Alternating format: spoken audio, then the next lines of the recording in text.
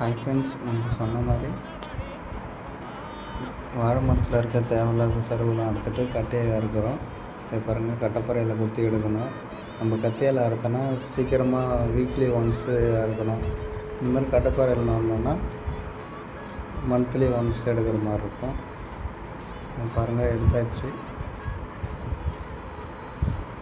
இந்த மாதிரி கட்டையை சுற்றி நிறையா பக்கக்கன்று இருக்கும். அதெல்லாம் நம்ம எடுத்தால் தான் அந்த மரத்துக்கு தேவையான சத்து ஃபுல்லாக அந்த மரத்துக்கு மட்டும் போகும். இல்லைன்னா சைடில் இருக்கிறது